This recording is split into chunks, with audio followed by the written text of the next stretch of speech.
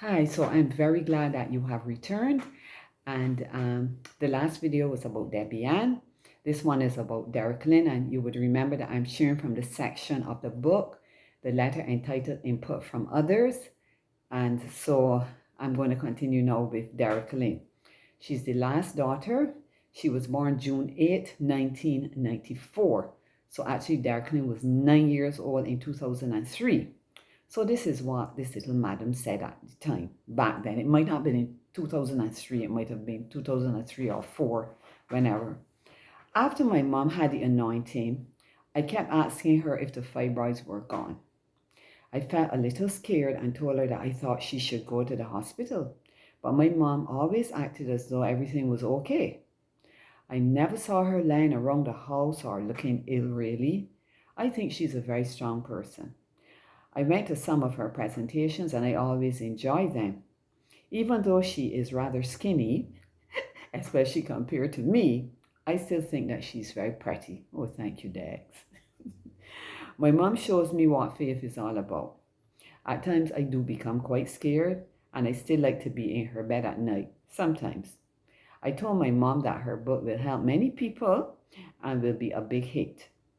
She laughed and told me that I was being ridiculous when I told her one day that she could even be on the Oprah show.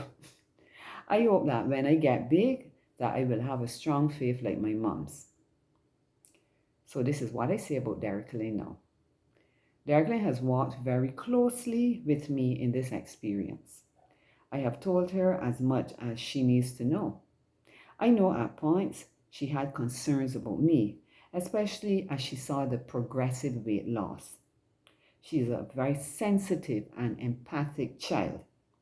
In many different ways, she has been most encouraging and supportive.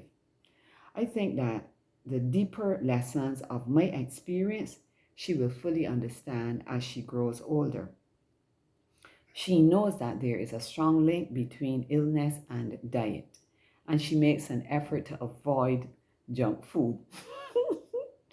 Many times, out of the blue, she has come to me and said very positive things regarding my future.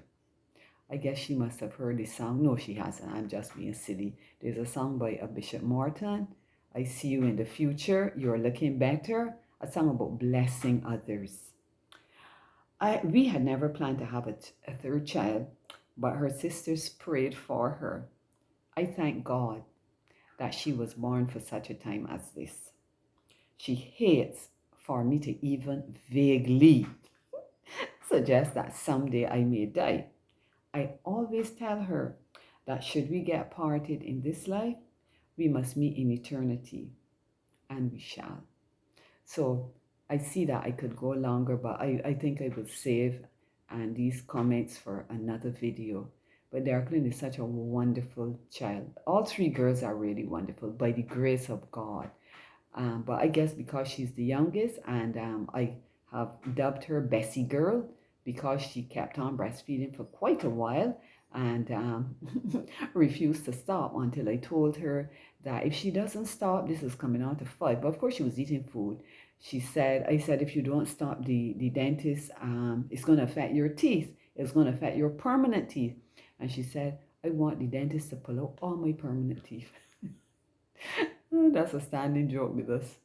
All right, so are you going to come back? So the next note now I will tell you about Andy. The thing about it is the people in your family, who live in the house with you and see you every day, who really know about you. And even then, they may not know every single thing. Only God knows every single thing about a person. God has blessed me with a wonderful family, and I give him praise and thanks for that. And I'm blessed with a YouTube family too, and a WhatsApp family, and a Facebook family. So triply, the word after that, blessed. All right, so are you going to come back? I'm looking to see you again. God bless you, and we'll meet next time by God's grace.